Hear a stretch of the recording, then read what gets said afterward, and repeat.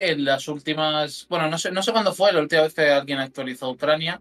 Creo que esta última semana solo estamos hablando de Estados Hace Unidos mucho. prácticamente, así que vamos, yo voy a asumir que hace 10 días que, no sé, que nadie habla nada de Ucrania, ¿vale?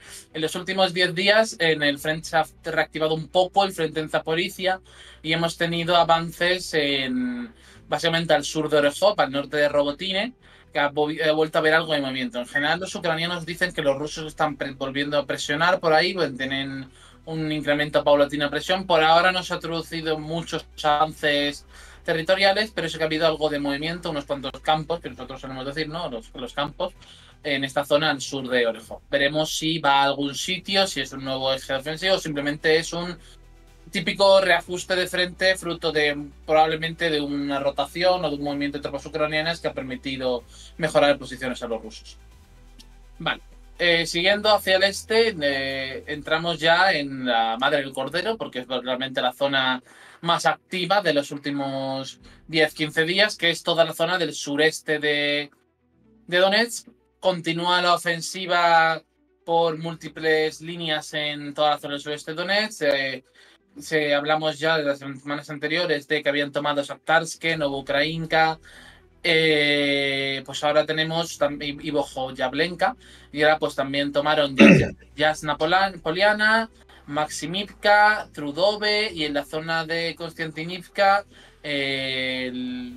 creo que es Antonivka, sí, que son muchos pueblos, ¿vale? Tengo que mirar los de referencia. En general continúa toda esa presión desde el sur en dirección al eje Kurajovo-Andrivka en la misma dinámica que estamos viendo. Un avance bastante rápido, a menos por los estándares que hemos tenido en la guerra, pero una presión considerable con el objetivo de esas dos ciudades que articulan lo que queda del sur de Donetsk. Aparte de eso, tenemos pues un ligero avance, aunque yo personalmente creo que es más una cuestión de asegurar bancos que avance, pero también un ligero avance en dirección a Velika Novosilka, que sería esa otra localidad relativamente relevante que quedaría pues en el camino de Donetsk y Zaporizhia. Antes de continuar, ¿quieres comentar algo sobre todo esto, Manu? Dejarlo aparte. Pues Te lo entonces digo. me remito a Jurajo. Vale. Pues entonces pasamos a la siguiente, después de lo que sería este sur, que sería el eje del norte de Kurajovo, donde las tropas rusas han avanzado, han terminado de consolidar el control sobre Vovchenka, sobre Stepanivka y han entrado en Ilinka, justo al norte, al otro lado del embalse. Y algo más al norte han entrado en Novosibirivka, Vodsenenka, Novodimitrivka y Novoalexivka, con reportes de hoy de que las tropas rusas estarían en las zonas periféricas de Zoria, Sonsitka e Ilinka, porque son muchos pueblos, yo lo sé que es un poco comiéndose bastante la zona. Y bueno, pues todo parece indicar, aunque esto se lo voy a dejar comentar a Manu, con ese avance sobre Sonsitka en particular, cuál es el plan de los rusos en la zona. Manu. Sí, yo la impresión que tengo, y esto es algo que parece que compartimos, es que los rusos están ahora moviéndose desde el norte para envolver no solo Kurajovo, que ya está semi rodeada desde el norte y desde el este, pretenden cortar la carretera y el acceso a suministros que viene desde Andrivka y posiblemente ya con ese movimiento, si es que permanece todavía esa línea de frente que hay al sur, pues toda esa bolsa quedaría bastante expuesta y quedaría condenada probablemente. La línea de suministros quedaría muy afectada y la ruta de escape pues también quedaría bastante afectada.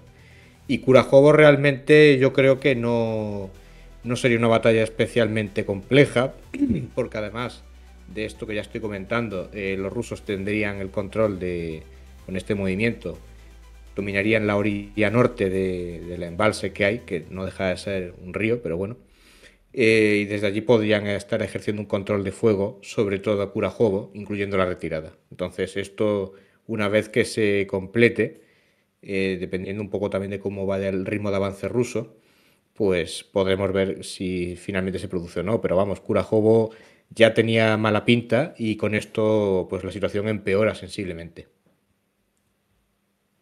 Por dar el dato, que lo estaba mirando ahora mismo, si los rusos toman Sonsitka, estamos hablando ya de que es un caldero, totalmente la zona, es un caldero con un cuello de 17 kilómetros de ancho y un fondo de, un momento que lo mire, de 25, que poco a poco está apretándose más sobre Curajobo con ese avance sobre todo desde el sur y que probablemente sea una de las cosas que se zanjen antes de que termine el año.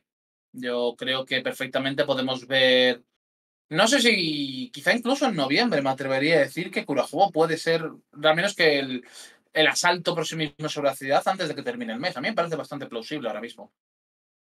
Y Sí, luego Andrivka también hay que ver los términos en los que continúa produciendo, porque es la siguiente parte, o sea, digamos, o sea, hablamos aquí del dueto. De hecho, hace unas semanas estamos hablando internamente, por cierto, breve pausa, gracias al Carte 13 por la suscripción. Como siempre, muchas gracias por todo el apoyo que nos dais, que nos permite estar aquí para seguir contándoos estas cosas. Y volviendo con lo que decía, eh, hace unas semanas estábamos hablando de que las ciudades que quedan en manos de los ucranianos en el Donbass funcionan todas en duetos. Está Andrivka Kurajovo, está Pokrov Mirholgrad, está Kostiantynivka Torets. Aquí podríamos plantear si Chasip Yar no hace que eso sea realmente un terceto, ¿no? Pero bueno, es algo planteable. Y luego, pues evidentemente, la grande que es Kramatorsk-Sloviansk. ¿No? Esos son digamos, esos duetos de ciudades que son las grandes batallas que definen el cómo funcionará la dinámica dentro de Donetsk pues, en el futuro próximo. Y bueno, yo creo que una vez comentado esto, que claramente no hay mucho más que profundizar, ¿no? Está claro que el objetivo ahora es la batalla Kurajovo-Andrivka, es donde están poniéndose más esfuerzos y donde estamos viendo un mayor ritmo de avance y que claramente es bastante plausible que lleguemos a ver cómo se cierra esa batalla antes de que termine el año a favor de los rusos. Por dar la cifra, además, ahora mismo solo entre lo que son los avances de la zona central y sur Donetsk, los rusos han avanzado ya 1.800 kilómetros cuadrados en el 2024, lo cual es el doble de lo que habían avanzado en general el frente en 2023. Solo en esta zona, solo en lo que es el sur-centro Donetsk. Y aparte hay muchos más avances.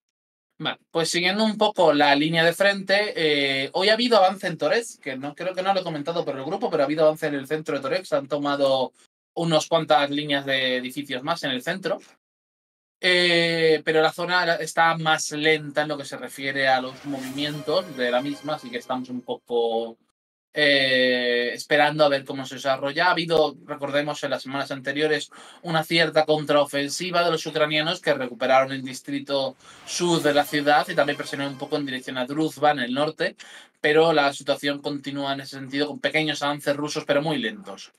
Un poco más arriba también tenemos pues que continúa la expansión de la cabeza de puente, que podríamos llamar, al otro lado del canal del Donetsk y al sur de Chasiv Yar. Este es otro frente que avanza muy lento, muy despacio, pero poco a poco los rusos también están ganando posiciones. Y bueno, realmente podría repetirme una vez más en los mismos términos en la zona de Siversk para hablar de que en esta última semana los rusos han vuelto a entrar en Ivano-Darivka y han vuelto a tomar Bimka, no sé cómo se pronuncia, en la zona del sureste de Siversk y que bueno, también hay pues progresiva erosión en la zona, aunque ninguno de estos tres es ahora mismo uno de los vectores principales de avances en el frente. Los tres son sectores secundarios. Para volver a llegar, bueno, también tenemos en la zona de, ¿cómo llamaremos esto? La zona de Zaritsne Terni, supongo, que es lo que podríamos denominar, la zona del sur de los Kil, quizás sea sí. más apropiado. Pues los rusos han estado avanzando recientemente otra vez en la zona y están presionando para limpiar lo que ahora mismo es el caldero de Terni y Ampolipka, que bueno, está en la parte de arriba de justo lo que estás mirando ahora mismo el mapa, Edu, por si quieres cambiarlo para allí, que en esta zona del sur de Oskil pues tenemos ese avance que es, yo creo que sobre todo preparatorio hacia una futura ofensiva en dirección alemán, pero que por ahora no es tampoco particularmente relevante, digamos, como decimos, en la batalla principal la encontramos en el sur de Donetsk ahora mismo y la otra batalla principal todavía no hemos llegado a ella. Y, por cierto, nuevamente pausa, gracias a Cobraneo81, Joset74 y, por cierto, al Carte por el regalo de suscripción a Nicomonta08, que no lo había visto antes, a los tres por las suscripciones. Y, bueno, siguiendo, como digo, por la línea del frente, llegamos hasta la zona de Kupiansk, donde claramente sí que es la, digamos, la segunda zona quizá más importante ahora mismo, donde se está expandiendo cada vez más esa partición de todo el sector de los Kim. Tomaron recientemente Kolisnivka, también están en las afueras de Lozova, y en general hay toda una presión, todo un avance en esa zona que es, pues digo, el otro sector más relevante, más activo en este momento. También hay algo de presión sobre Kupiansk desde el norte, pero es más lento, sobre todo porque hay mayores defensas justo al lado de la ciudad. De todas formas, es importante decir que los ucranianos han evacuado todo en la zona de Kupiansk. Se han llevado poco, casi todo lo que no estuviese atornillado en el suelo prácticamente. Y en términos generales, no creo que, o sea, Kupiansk no es una ciudad que por su posición y por su propia estructura sea muy fácil de defender, y en consecuencia cuando los rusos estén en posición favorable para asaltarla, no creo que la batalla vaya a durar mucho, aunque es una percepción que yo tengo al respecto. En cuanto a lo que se refiere al frente del norte de Kharkov, no ha pasado nada interesante en mucho tiempo, además, así que no tiene mucho que mencionarse. Y entramos aquí en el otro punto que sí puede ser de interés, que es Kursk, donde puedo decir que Ucrania dice que los rusos han lanzado una nueva ola de contraofensiva. Todavía no tengo ajustes territoriales que decir que se hayan producido a este respecto. Posiblemente en los próximos días sí tenga algo que decir, porque coincido con lo que dicen los ucranianos. Los rusos que van a ir acelerando un poco la presión en Kursk, porque para cuando llegue Trump, y ahora hablamos de esto, no van a querer que los ucranianos tengan ningún control territorial en territorio ruso. Y aparte, bueno, Kursk es relevante porque es la zona en donde supuestamente, seguimos pendientes de imágenes, pero donde supuestamente están las tropas norcoreanas que han ido a apoyar a Rusia. Esas hasta 10.000 que estaba planteando el Pentágono. Y que Ucrania, por cierto, dice que ya están en combates con ellos y que ya ha habido bajas entre los norcoreanos. Y bueno, pues estamos pendientes de ver qué ocurre también con eso, que será interesante cuando tengamos pruebas claras e irrevocables de esa presencia de tropas norcoreanas en la zona. Así que bueno, esto sería un poco el repaso general de los frentes. ¿Hay algo que te gustaría comentar, hermano? Bueno, el tema de Kupiansk iba a decir que la última vez a los rusos les costó un poco más de la cuenta de lo que ellos que probablemente esperaban. Pero sí, efectivamente, tal y como está la situación y sobre todo el desgaste que están acumulando los ucranianos en esa zona, desde luego lo que sería la parte oriental de la ciudad, eso yo no considero que vaya a suponer demasiado esfuerzo. Y la parte occidental ya de por sí como está también, yo creo que ahí el problema que van a tener los rusos principalmente estará quizás más al sur, ¿no? Que hasta ahora pues parecía que, yo al menos tenía la impresión de que quizás en el área de Liman, que es no hay, digamos, la misma situación que en Kupiansk, pero probablemente allí vaya a ser mucho más trabajoso que, por ejemplo, en Kupiansk, donde ya digo que el desgaste es mucho más notable. Yo pienso en ese sentido que no va a ser particularmente trabajoso lo que ocupan, sobre todo porque no creo que los rusos tengan interés en cruzar el Oskil ahora mismo. De hecho, yo creo que tratarán de zanjar la batalla de Kupiansk y se centrarán en avanzar hacia el sur. Porque, como tú mismo mencionas, Limán es mucho más interesante a la hora de tomarla, de cara a que es el eje de presión desde el norte sobre la vía de Sacramento. Y en consecuencia es donde yo creo que veremos más acción, más movimiento de los rusos para presionar sobre estas dos ciudades que, digamos, son la batalla final, por darle algún título un poco dramático, ¿no? Es la batalla final del Donbass en general, va a ser la batalla de Slaviansk y Kramatorsk, va a ser lo último que se decide, esa gran urbe, porque aquí estamos hablando ya de una ciudad grande entre las dos, creo que, no sé si llegan a 500.000 de habitantes, ahora mismo no estoy seguro, pero 300.000 al menos son. No me atrevería, bueno, me refiero preguerra, ¿vale? Esto es Antes de la guerra, más bien, ¿no? antes de la guerra, sí, a eso me refiero. Pero con eso no ha sido un poco para hablar del tamaño de las ciudades, ¿no? Y que va a ser, pues, evidentemente, en la última batalla del Donbass. Pues mira, ya que lo Eh, dices, Kramatorsk y Sloviansk, sumando las dos, población estimada, siempre decimos lo mismo, que en Ucrania desde 2000 no se ha vuelto a hacer una estadística de población. A ver, las dos sumadas serían Más he pasado, Krama creo que son que son 300.000. pues no llega. Kramatorsk llega 146.000 y Sloviansk 103.000, o sea, se quedan 250.000. 250.000. Sí, No está mal, pero 250.000. Sí, que si son más suburbios llegan a 300.000 realmente, si lo piensas. Es decir, si pienso más, sí, yo qué sé, Sofivka, Vilenque, etcétera, cosas que para ellas sí, ya es sumando eso napoleonas, puede que etcétera. sí. Pues de unos 300.000 habitantes. ¿Qué es eso? La última batalla que va a haber del. Se espera que sea ahí. Es ese último dueto que mencionaba. Vale, nos preguntan, bueno, primero que cómo nos informamos como amantes de fuente, pues a lo largo de la guerra hemos ido estableciendo una red bastante amplia de fuentes en ambos bandos que básicamente nos permiten hacer una especulación, porque esto me parece siempre importante. Nuestro mapa no debe tomarse nunca como algo absoluto, es simplemente una localización aproximada. Lo tenemos puesto en la leyenda, pero siempre me parece apropiado recordarlo en base pues, a vídeos que se publican que son geolocalizados en el avance de unas u otras tropas, sumados a veces simplemente a conclusiones lógicas de si los rusos han tomado, por ejemplo, es un pueblo que está 3 pueblos más allá de la anterior posición conocida de los rusos, generalmente concluimos que los pueblos de por medio también han sido tomados ese tipo de conclusiones lógicas que se hacen a veces y que a veces se pueden demostrar posteriormente o no tanto, y por eso siempre cualquier representación en un mapa es pues una especulación que hacemos como mejor sabemos en base a la información que tenemos. Pero eso generalmente suele ser en base a vídeos geolocalizados publicados por fuentes rusas ucranianas. Nos preguntan, he visto la pregunta sobre Trump, pero como luego vamos a hablar sobre esto, primero voy a las que son ahora directamente sobre el frente. ¿Es posible que un Kramatorsk y Slaviansk los rusos den por finalizada la guerra o creéis que seguirá avanzando? No se va a dar finalizar la guerra con Donetsk.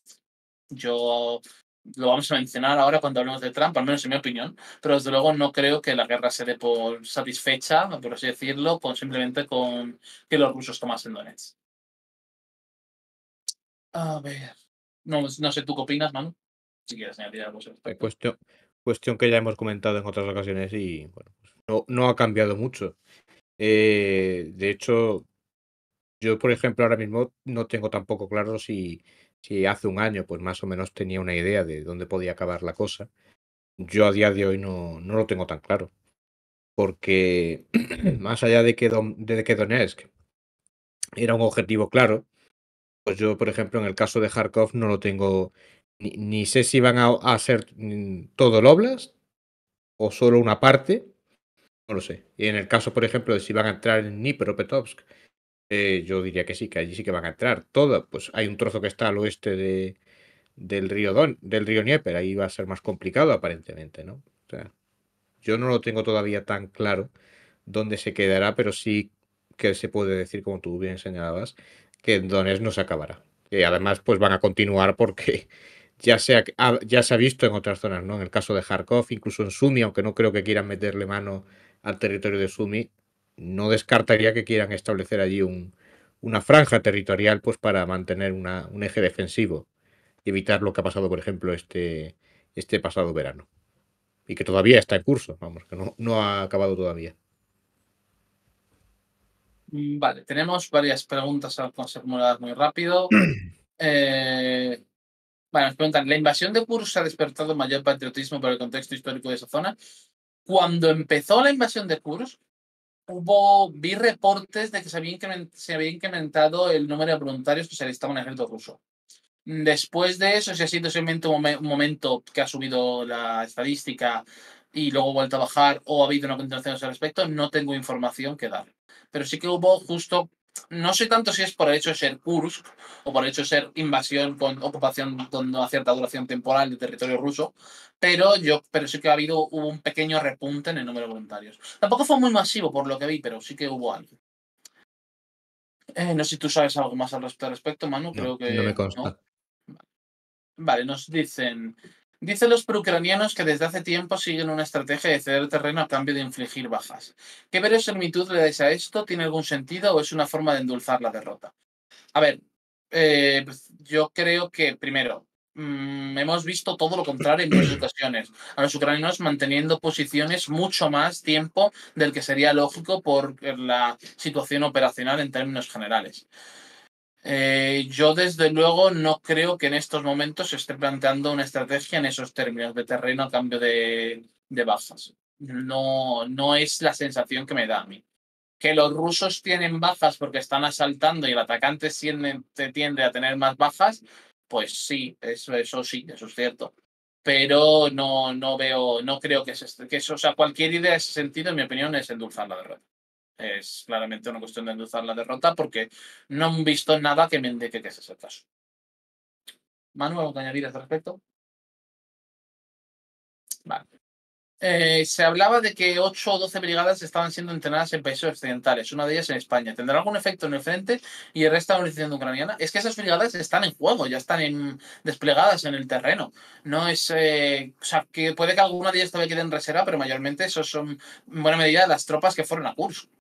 Fueron las tropas que fueron a Kursk y fueron las tropas que fueron partícipes de esa, por así decirlo, esa élite del ejército ucraniano la que fue mandada a esa zona y que está ahora mismo enzarzada en esos combates en territorio ruso. Y en el caso de España, una brigada entera, me parece que no llegó a haber una brigada entera. Hubo un número considerable de tropas, pero lo que sería el equivalente a una unidad, o sea, una brigada, que son 3.000, a mí no me suena que hubiera tantos ucranianos. En todo caso sería un batallón o un poco más, a lo mejor, un regimiento, pero brigada, 3.000, a mí no me suena que hubiera. Vale. Luego, la siguiente pregunta que nos hacen es: ayer en la Unión Europea, en la entrevista al jefe de defensa de la UE, ¿quién es el jefe de defensa de la UE? No, quiero decir, no tenemos ya comisionado de defensa, no estoy plenamente seguro. Dijeron que había proyecciones de la OTAN que decían que Rusia podía invadir la Unión Europea en 10 días, que Rusia producía en 6 meses todo el arsenal de Alemania. ¿Son esto exageraciones o lo veis realista? A ver, son en buena medida worst case escenarios, son lo peor que podría pasar. Desde luego, creo que nadie cree realmente que la Unión Europea podría ser invadida en 10 días. De hecho, no creo que ni lo crean ni de los estados ni de los países bálticos, que sí que ha habido percepciones mucho más pesimistas a ese respecto. Históricamente siempre las ha habido, que una semana, 10 días. Y eso de que Rusia produce en 6 meses todo el arsenal de Alemania. A ver, es cierto que Rusia produce más que Occidente en términos generales, pero tanto como decir 6 meses todo el arsenal vigente de Alemania, vale que el arsenal alemán tampoco es el más grande de Europa, precisamente, pero me parece un tanto exagerado. Quizá en algún producto determinado pueda ser el caso, pero como conjunto me parece una exageración. Y de hecho Alemania también se ha especializado en determinadas cuestiones, que Rusia pues se ha especializado en la producción masiva de determinado armamento, ¿no? Pero Alemania pues también tiende a la especialización frente a la producción en cantidad. También hay que decir que Rheinmetall, que es la principal empresa alemana de 2022 a 2024, ha entrado en un proceso de adaptación porque no estaba preparada para lo que, pues ya para los estándares que tenía antes, que incluso en eso se ha visto que estaba corta, ya de los estándares actuales, ¿no? Pero en fin, salvando con distancias y dependiendo un poco, como dice Jorge, ¿no? De determinado producto. Gracias, Krauman, por su inscripción. Y nos preguntan, ¿pero en estas zonas en conflicto hay gente viviendo actualmente o están todos desplazados? Depende de la zona específica. En su mayoría están desplazados. En cuánto porcentaje depende de la zona. Pero sí que ha quedado gente, sí que han quedado civiles viviendo, aunque los ucranianos tienden a hacer evacuaciones forzosas, no solo por seguridad de los civiles, sino también porque han tenido problemas con quintacolumnistas, con gente que le estaba pasando información a los rusos en la zona más cercana al frente, en varias ocasiones. Prácticamente en todo Donetsk y en Luhansk y en Kharkov han tenido ese problema. Entonces, pues si bien sigue habiendo gente de esa zona, en la zona que es el frente-frente, por así decirlo, donde está la línea, ahí ya no suele quedar ningún civil. Por una sola otra. Excepción, creo yo, fue el caso de esto, de Ugledar, que para nuestra sorpresa había civiles. Parecía que no, pero había, no eran muchos, ¿eh? Hablamos de, pues no sé si eran 10 o menos, pero había civiles allí todavía. Llevaban meses escondidos en los sótanos porque evidentemente no podían asomar la gaita y tampoco había, no se podía hacer vida social ni vida normal en la ciudad, ¿no? En el caso de, ya que se menciona, en el caso de Pokrovsk, todavía hay civiles. Hay varios centenares, por lo menos, que se haya dicho desde el lado ucraniano, hay varios centenares mínimo. Incluso había algunos niños hace algunos, no sé, creo que fue hace una semana que vi una cifra. Todavía de Pokrovsk no se ha ido todo el mundo, pero evidentemente entre los que se fueron en agosto, que cuando se acercó la ofensiva rusa, hubo mucha gente, una primera oleada de gente que se fue, no hubo que forzarla. Pero después de septiembre, en el caso de Pokrovsk, sí que han tenido que sacar gente forzosamente porque no querían irse. Muchos no. Bueno, más allá de la cuestión que señala Jorge, que efectivamente está, ¿no? La rusofilia, quinta columnistas. Hay gente que vive allí de siempre. Sobre todo el caso que suele ser el que se ha dado, que siempre hablamos de casos muy minoritarios, ¿no? Números muy pequeños. Es gente ya muy mayor. Que entiendo yo que una persona de 80 y tantos años, que si todavía logra sobrevivir, que también tiene mérito, ¿eh? Pues esa persona, hombre, no creo que los ucranianos lo consideren un problema especialmente serio, ¿sabes? Una persona joven y tal, eso es otra historia ya. Si es que todavía no lo han reclutado, si es un hombre, ¿no? Pero suele ser gente muy mayor, que ha vivido allí toda la vida y que además que no, que se pone en plan burro, montan incluso el número en la estación y ya han optado por, si son casos muy concretos, normalmente pasan, lo dejan, porque la verdad es que también quedan en unas circunstancias que probablemente no sobrevivan y aún así hay gente que sobrevive a eso. Vale, nos preguntan, ¿no hay oposición política fuerte contra Zelensky? ¿Gente que quiera sentarse ya a negociar? Por ahora yo diría que el discurso público en Ucrania sigue estando muy controlado, en el sentido muy afín a la línea del gobierno. Cada vez que Zelensky hace una pequeña cesión pública en posiciones, por ejemplo, cuando dijo hace no tanto que había que sentarse a negociar con los rusos en la próxima cumbre diplomática que se hiciera, pues entonces se abre y de repente mucha gente apoya esa opción. Y cambian las encuestas, de repente cambia radicalmente la posición de la gente. Obviamente existe oposición. Lo que pasa es que todo queda sublimado por la guerra. Bueno, y yo creo que con esto vamos a transicionar, porque hay un par de preguntas que me sirven para ello, hacia el otro tema que quería tratar. Porque nos preguntan, ¿qué creéis que harán los rusos después? Primero, ¿irán a por Zaporizhia? ¿Tratarán de cruzar el Dnieper? Hay que señalar que 2/3 de Zaporizhia están al este del Dnieper, están en el lado ruso, no están en el lado occidental. Y yo creo que la respuesta a eso es sí. Yo creo que Rusia tratará al menos el trozo de Zaporizhia que queda en este lado bueno, el suyo, en el otro lado del Dnieper, vaya, lo tratarán de tomar. Y como ha dicho Manu antes, probablemente entren en Dnipropetrovsk. Y esto nos lleva a la pregunta más relevante, que es qué va a pasar con la guerra ahora que Trump va a llegar a la Casa Blanca y ¿qué le puede ofrecer? Que nos preguntaban antes, ¿qué le puede ofrecer Estados Unidos a Rusia para parar la guerra? Y he visto otra pregunta en este sentido, pero creo que era relacionada. Si no lo es, por favor, recordádmela. Así que vamos a hablar un poco de este tema. A ver, es el gran tema de especulación de las últimas 24. De hecho, algún periódico llevaba incluso eso por encima en portada antes que la propia victoria de Trump. La gran cuestión que se está hablando es la siguiente. Ha habido una filtración voluntaria a una pregunta a gente del equipo de Trump que han dicho que la propuesta que tiene ahora mismo el equipo de Trump sobre la mesa, aunque están planteando otras y esto no puede ser y puede no ser lo que es finalmente, es lo siguiente. Ucrania concede que durante los próximos 20 años no intenta entrar en la OTAN, se congela la línea de frente donde está. Estados Unidos sigue armando Ucrania, pero con financiación europea. Esto me parece algo muy relevante en todo esto. La Unión Europea paga las armas que Estados Unidos le da a Ucrania. Y me estoy quedando con algo que me falta. Ah, sí, se establece una zona desmilitarizada a lo largo de la frontera y el frente. Esto es lo que supuestamente pone sobre la mesa el equipo Trump para parar la guerra. Yo soy enormemente escéptico. Bueno, esto lo voy a declarar ya y sé que luego me llamen meroteca si me equivoco, pero la guerra no va a terminar el año que viene. La guerra terminará a principios de 2026 y terminará en una pausa, no en una paz. Me parece eso lo relevante.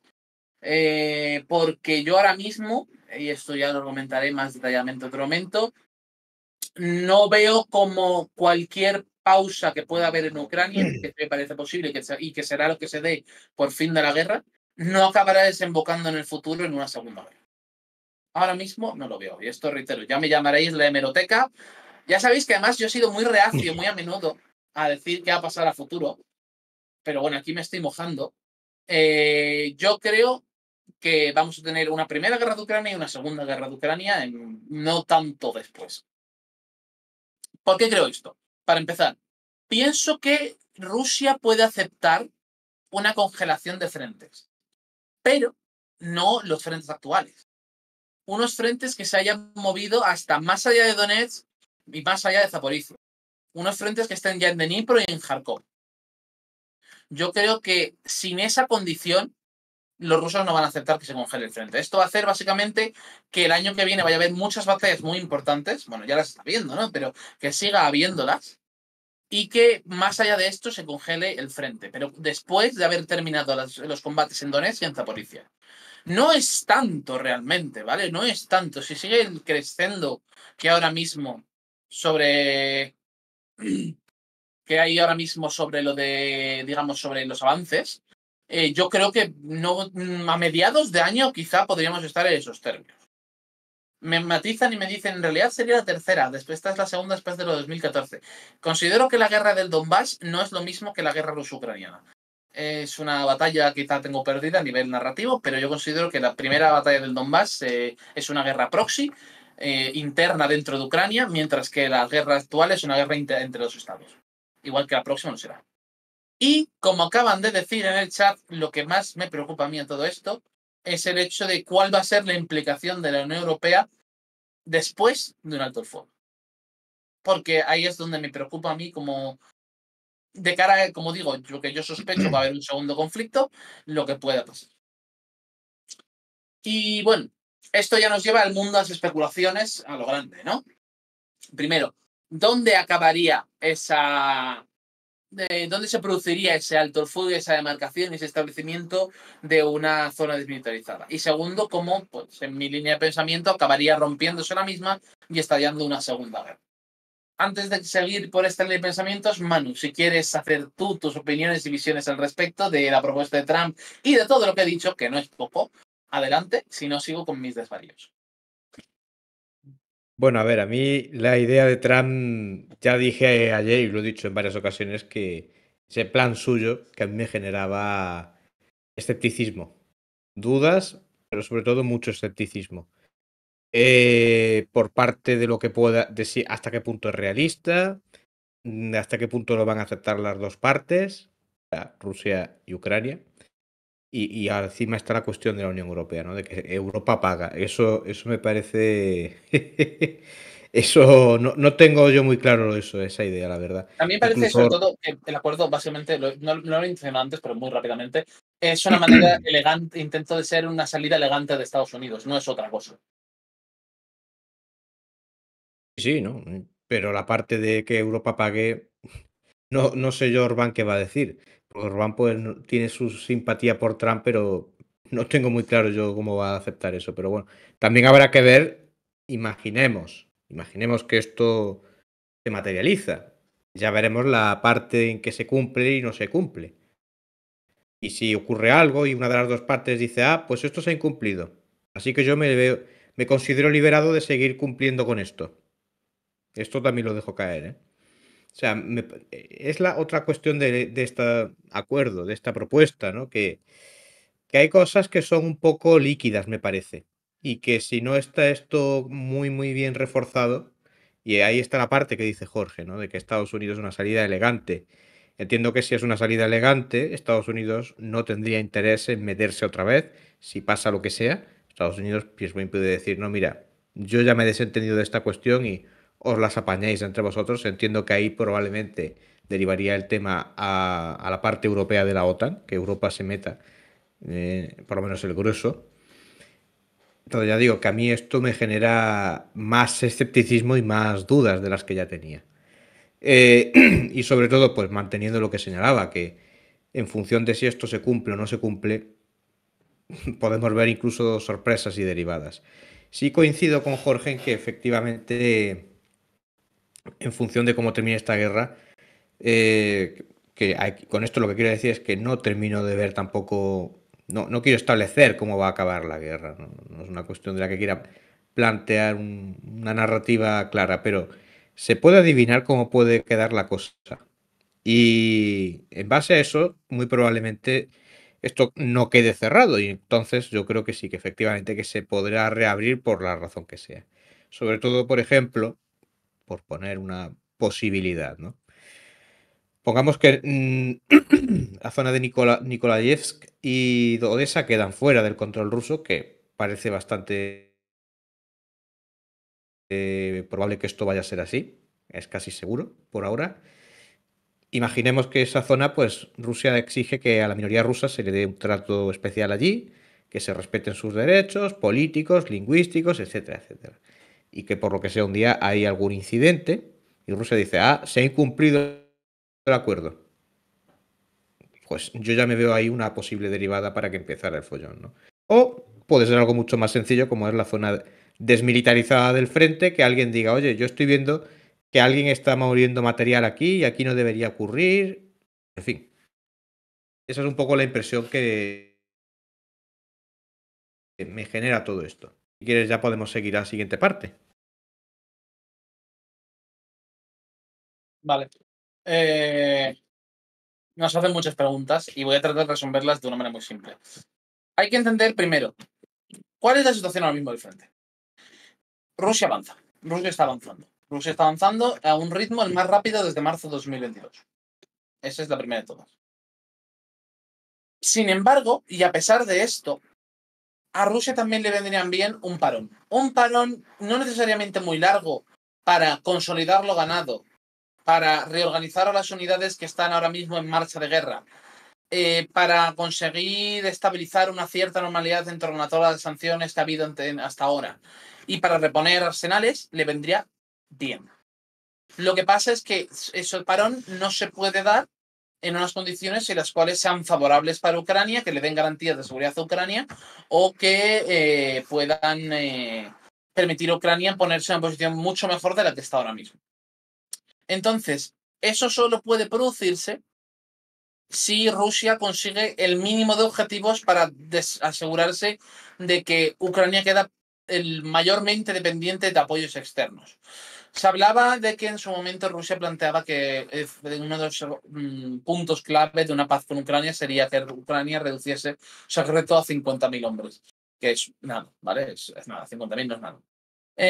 Como evidentemente eso no es algo que Ucrania vaya a firmar nunca, tiene que ser un momento de máxima debilidad del ejército ucraniano, en el cual los rusos decidan, preferimos parar aquí y coger impulso antes que simplemente seguir la marcha forzada, que en cierto modo está ahora.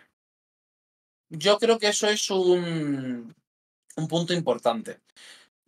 Si bien pienso que Rusia no se va a quedar contenta simplemente quedándose con los 4 Oblast, ¿vale? Hablo aquí de Donetsk, Lugansk, Zaporizhia y Kherson, estos dos últimos en el lado del Dnieper. Yo creo que Rusia sí puede aceptar un alto el fuego en sus condiciones, en sus términos. Y creo que jugando con esa idea pueden llegar a aceptar el término de la salida honorable para con Estados Unidos. Y por eso pienso también que habrá una segunda guerra después. Porque no creo que todo se quede tan meramente zanjado con el fin de este primer conflicto. Nos preguntáis, ¿qué incentivo tendría Europa para pagar a Estados Unidos por armas y usar su propia industria? Pues los mismos que ha tenido en los últimos 50 años, que mayormente han sido todo el gasto en defensa, casi íntegramente ha sido en comprarle aparatos a los americanos. Evidentemente hay un intento de progresión de avance hacia una industria más europea, pero las competiciones interestatales y la falta de planificación estratégica por parte de la Unión hace que no haya una industria europea, sino industrias nacionales que compiten entre sí y dificultan, pues, no comprarle a Estados Unidos en su lugar.